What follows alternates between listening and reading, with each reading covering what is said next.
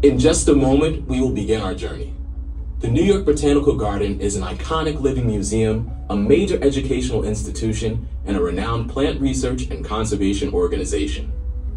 The tram makes a complete loop of the garden grounds, taking about 30 minutes.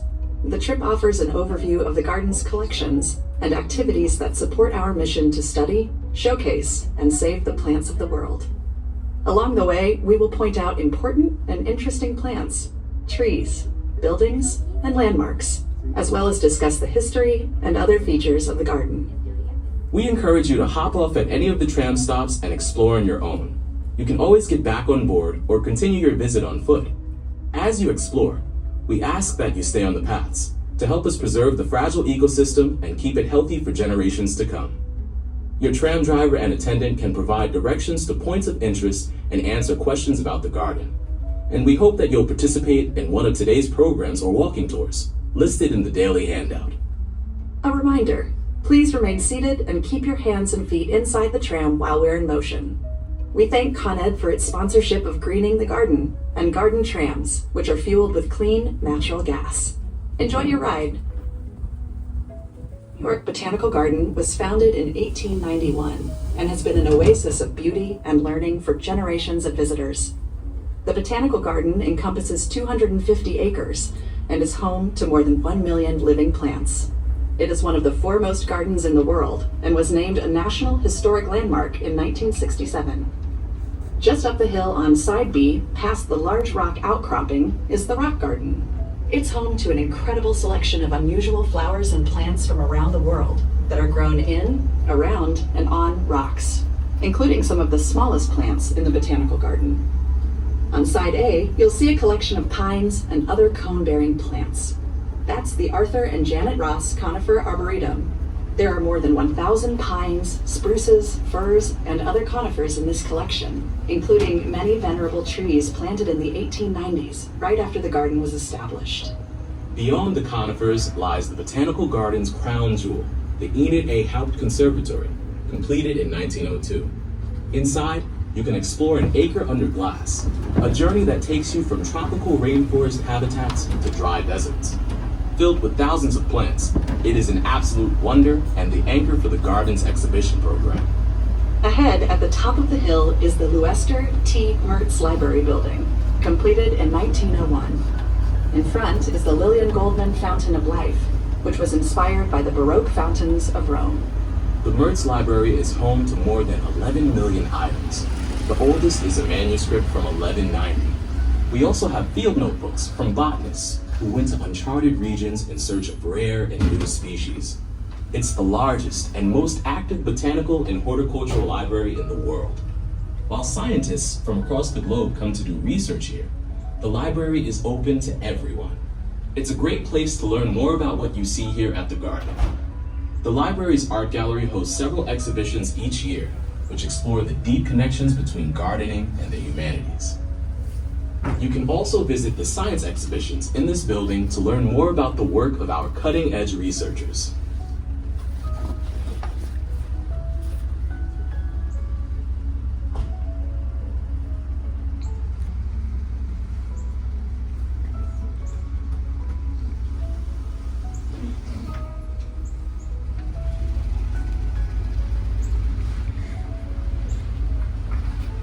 Toward the main road, take a minute to appreciate the tulip tree allée.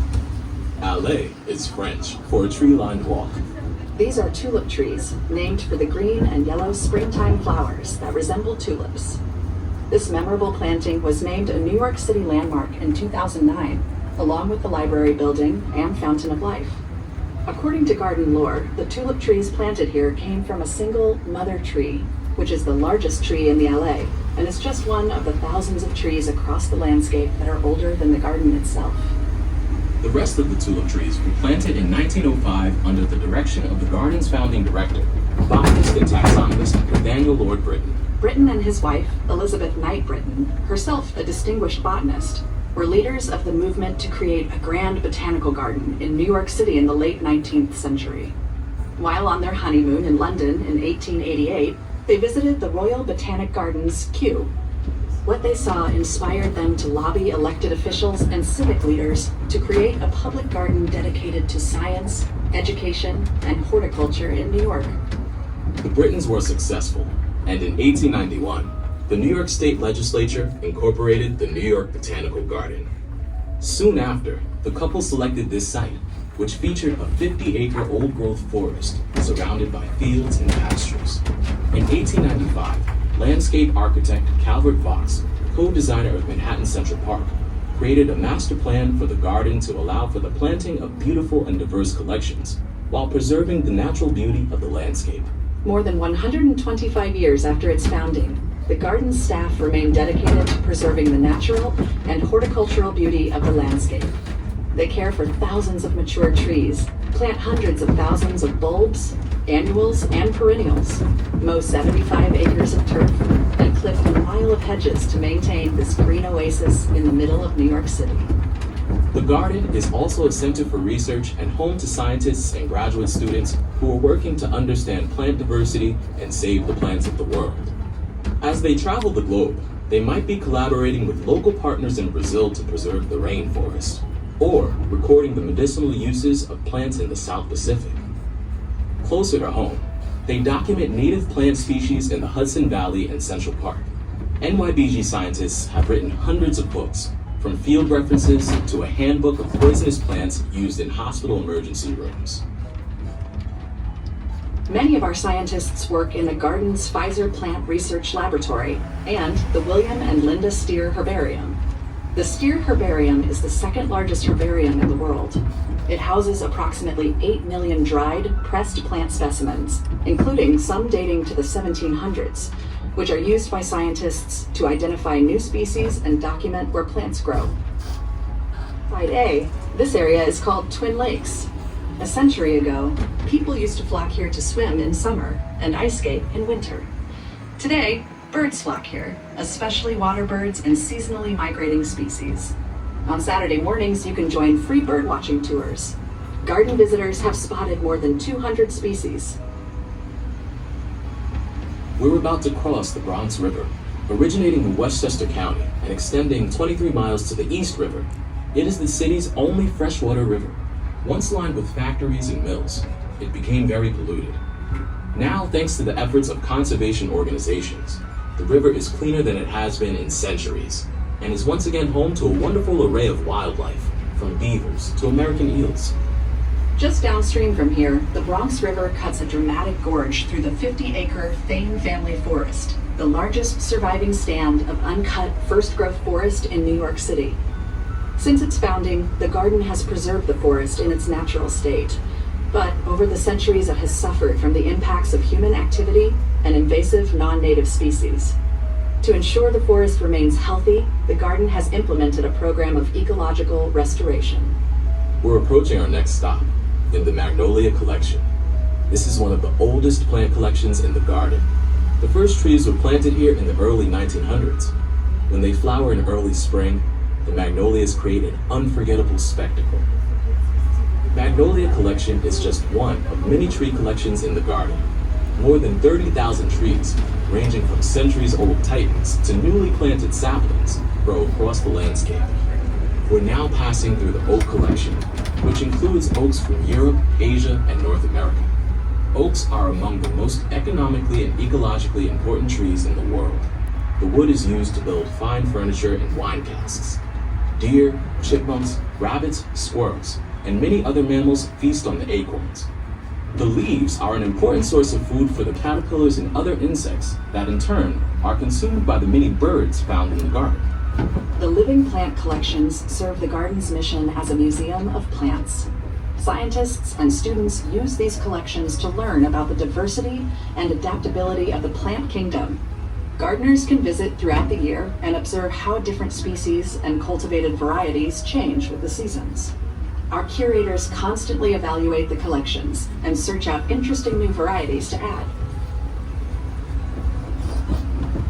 We are just about to pass the green zone at the top of the hill on side A. That's the home of the Green Materials Recycling Center. funded by generous public and private donors. It's where we compost all the leaves, grass clippings, spent flowers, and other material generated as we care for the garden. We use the compost we create to improve our soil and feed our plants, which helps to reduce the amount of chemical fertilizers needed to help our plants thrive. On the same hill on side A is the East Gate. This area, which is made accessible by the Ann Hubbard Bridge, was completely redesigned in 2017. It now provides improved daytime access to the garden for our neighbors and visitors who arrive there by subway. We're coming up to our next stop, the Edible Academy. This unique place was completed in 2018 and brings together the Ruth Ray Howell Family Garden, which has been located on this site for more than 30 years, with new year-round facilities that offer life-changing programs for local children and their families. It's a place where kids can dig in the soil, play with worms, learn what it takes to make a garden thrive, and maybe even want to eat their vegetables. Cooking demonstrations offer plenty of nutritious fun for adults and kids alike.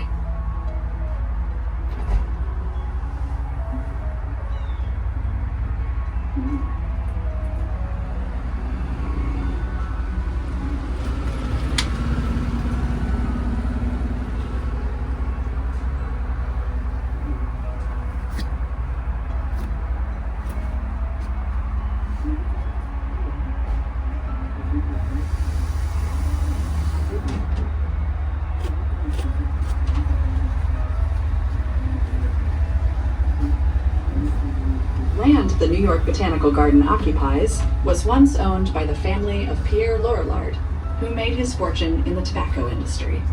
Several historic buildings from the Lorillard estate remain today, including the large stone stable on side A and the nearby gatehouse, as well as the stone mill.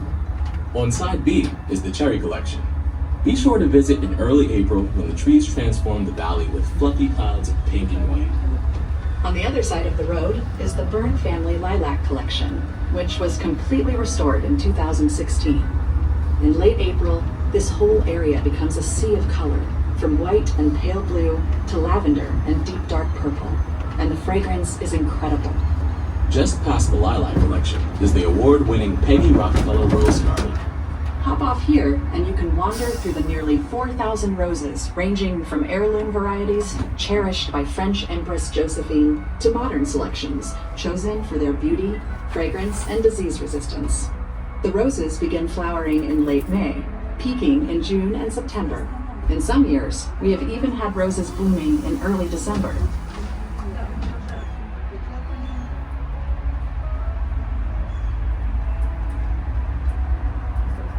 This garden was designed in 1916 by pioneering landscape architect Beatrix Ferrand, a leader in her profession in the early 20th century. Ferrand's vision for the site wasn't fully realized until 1988, when David Rockefeller helped NYBG complete this garden in honor of his wife, Peggy, who loved roses. Right ahead is the Adam R. Rose and Peter R. McQuillan Horticulture Operations Center, the headquarters for the horticulture staff who care for the garden's trees and historic landscape. We are going to stop on the bridge up ahead, overlooking another scenic section of the Bronx River. As we approach the stop, you can't miss the Lillian and Amy Goldman stone mill on side B. The Lorillard family once used this mill to create snuff, a popular alternative to smoking tobacco. Yes, the stuff that made people sneeze. Built in 1840, it is a National Historic Landmark and a New York City landmark. If you follow the path past the stone mill, you can walk beneath a tall bridge that was featured in the opening credits of the New York-based classic, Sesame Street. At the end of the path, you will see the waterfall that helped to provide power to the Lorillard's mill.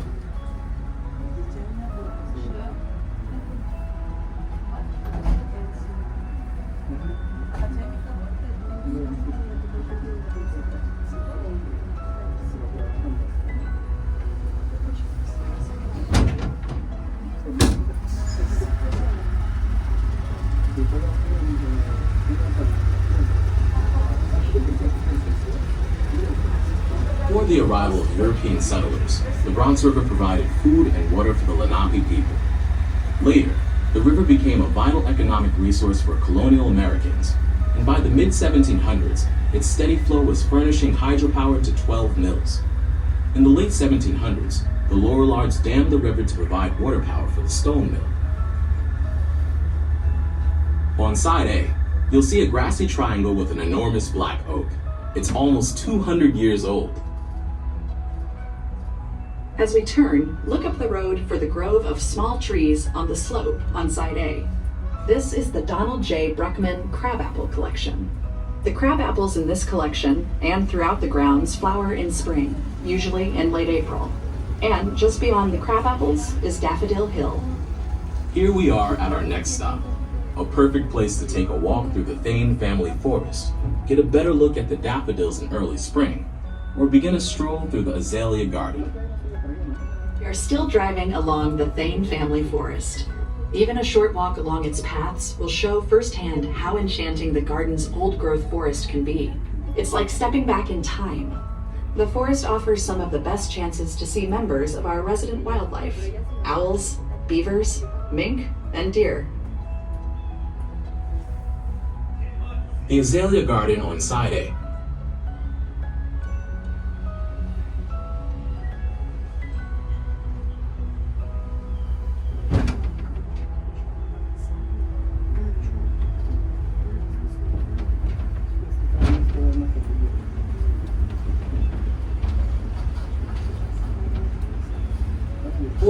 We're still driving along the Thane family forest.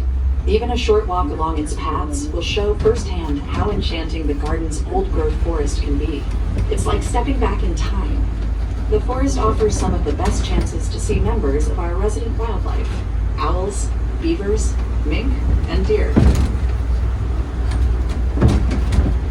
The azalea garden on side A, completed in 2011, spreads across 11 shaded acres and features thousands of azaleas and rhododendrons and woodland perennials. The azaleas flower in early May.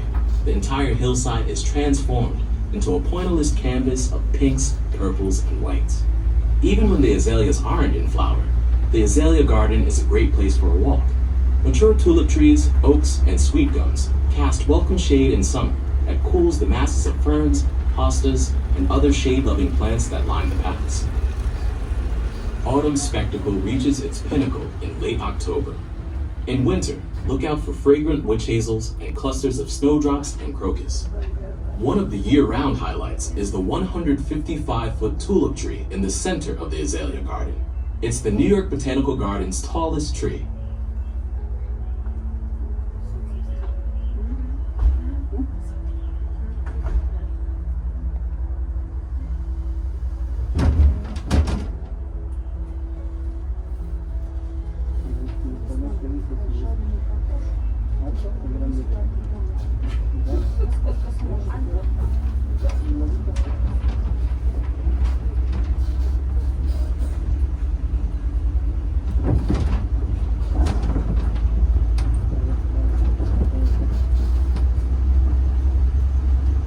Up ahead on side A, you will see a path just beyond more rock outcroppings.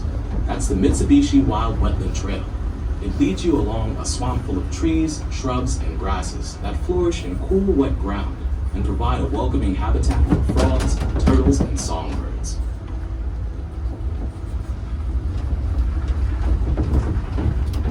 Ahead, on side B, is the Native Plant Garden, a gift of the Leon Levy Foundation in 2013.